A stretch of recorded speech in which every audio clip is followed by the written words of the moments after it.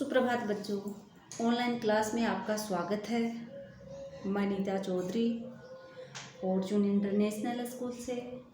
तो बच्चों, हमने हिंदी का 8 चैप्टर पढ़ा था, मार्ग का पत्थर। उसके हमने मौखिक प्रश्न कर लिए थे। आज हम प्रश्न नंबर 2 देखेंगे, लिखित प्रश्न, जिसमें कह है राजा पेड़ के पीछे छिपकर क्यों खड़ा हो गया।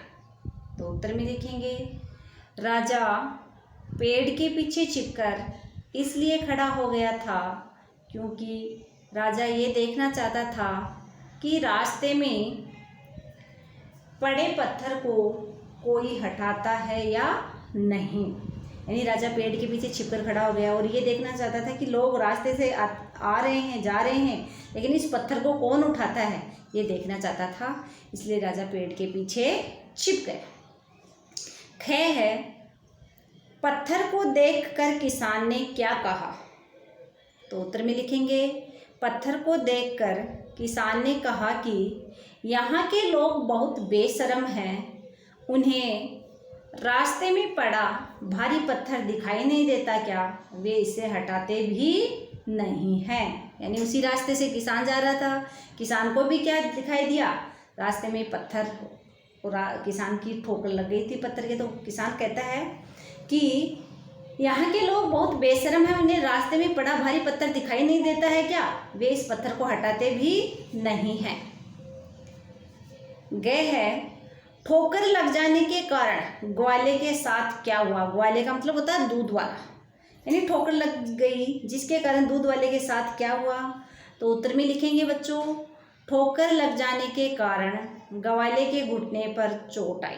यानी ग्वाला रास्ते से जा रहा था दूध लेकर के ग्राहकों को बेचने के लिए, और जो ही रास्ते से जा रहा था ग्वाले के क्या लगी, पत्थर की ठोकर लगी, और ठोकर लगने से क्या हुआ, ग्वाला नीचे गिर गया जिससे घुटने पर चोट आई तथा उसका सारा दूध था वो भी बह गया।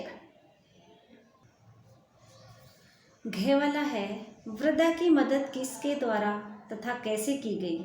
वृद्धा यानी बुढ़िया जो औरत थी। तो उत्तर में लिखेंगे वृद्धा की मदद एक लड़के ने की थी तथा उस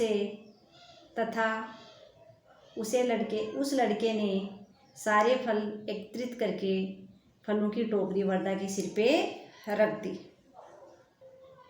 तो एक बार वापस देखो, वृद्धा की मदद यानी सहायता, वृद्धा की मदद एक लड़के ने की थी तथा उस लड़के ने सारे फल एकत्रित करके फलों की टोकरी वृद्धा के सिर पर रख दी थी। अड़े वाला है, महाराज ने सोहन के घर सैनिक भेजकर उसे दरबार में क्यों बुलाया था। यानी राजा था, वो अपने सैनिक भेजता है, किसके घर भेजता है बच्चों, सोहन के घर भेजता और उसे दरबार में बुलाता। अब दरबार में सोहन को महाराज क्यों बुलाता है। तो उत्तर में लिखेंगे महाराज सोहन का दरबार में सम्मान करना चाहते थे। क्यों करना चाहते थे, क्योंकि जो मार्ग में बड़ा पत्थर पड़ा हुआ था वो उसी सोहन ने हटाया था, इसलिए उसका सम्मान करना चाहते थे। उन्होंने सोहन के साहस की प्रशंसा की और उसे इनाम देने के लिए दरबार में बुलाया।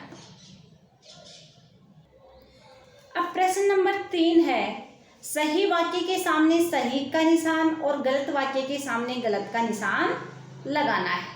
यानी जो वाक्य सही है उसके सामने हमें सही, और जो वाक्य गलत है उसके सामने हमें गलत का निशान लगाना है। तो प्रश्न नंबर 3 में क्या है, राजा अपनी प्रजा से प्यार करता था। राजा था, वो अपनी प्रजा से प्यार करता था या नहीं करता था, करता था। तो क के सामने हमें सही का निशान लगाना है।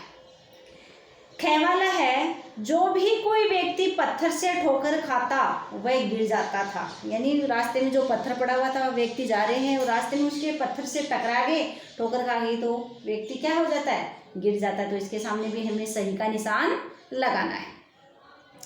ग वाला है, सबसे पहले राजा ने पत्थर हटाने का प्रयास किया था।